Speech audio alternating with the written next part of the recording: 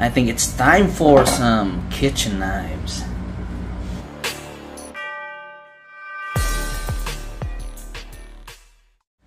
Hey there everyone! Kumusta kayo mga kaibigan nating mahihilig sa matutulis at matatalas na mga bagay?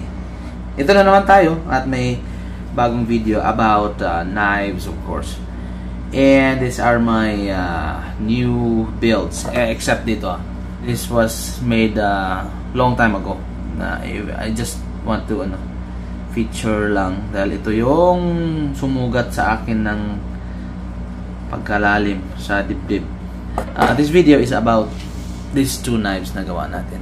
So I make knives na yung mga gusto natin and yung mga sa tingin natin ay magugustuhan din ng ibang tao para mabenta ko rin at kumita ng konti.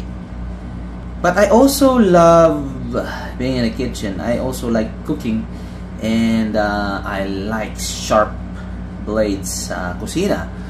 And so from time to time I make kitchen knives also for my own use or kung matipuhan ng mga followers natin, ayun, nabibenta rin natin. So I have two here. Uunahin natin ito. Tanto siya, no? This one has a 7.5 inch blade length from here to here. Lapad niya ay nasa 2 inches ito. Full tang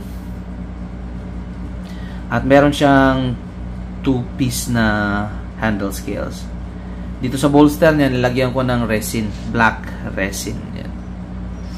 And dito naman ay sibukaw wood. This is a nice knife. It is very comfortable sa kamay. Okay. Although straight itong edge niya, okay naman ito pang chop ng mga vegetables. Lapat naman siya sa chopping board. And this is very sharp.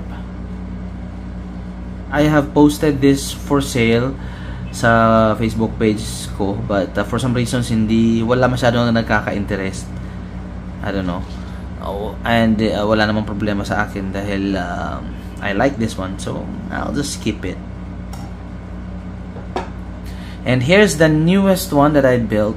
It's a chef knife.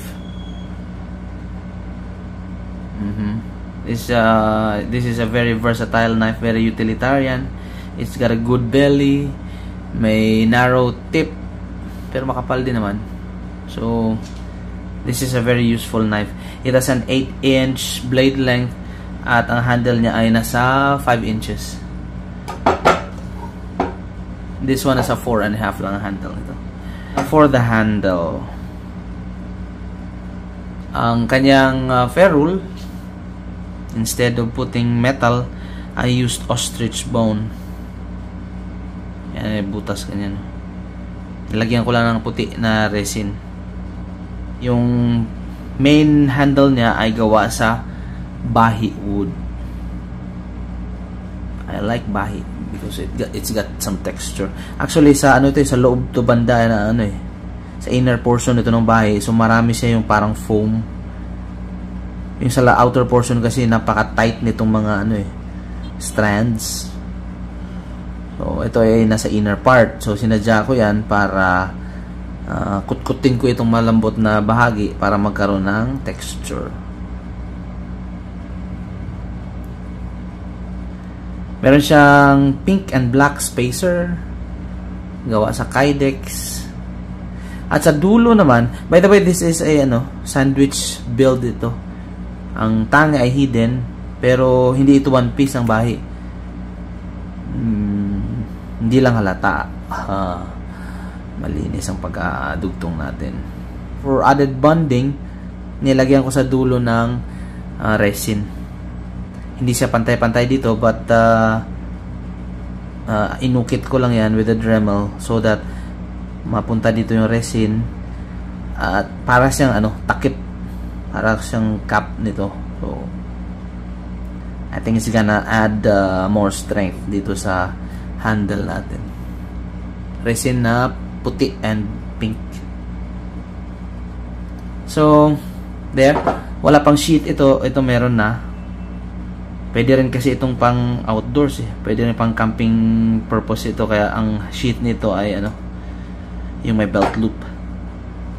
This one, iniisip ko pa kung anong magandang ilagay or gawin na sheath. Probably leather pa rin. Yan man usually ginagawa natin.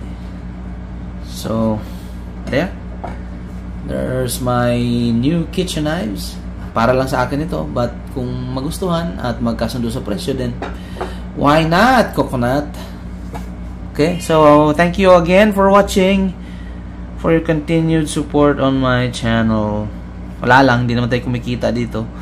Gusto ko lang makapag-share at you know, magkaroon ng interaction with my blade brothers, sa mga kapwa kong adik sa patalim. So, yun. Alright, so stay safe everyone. Stay sharp.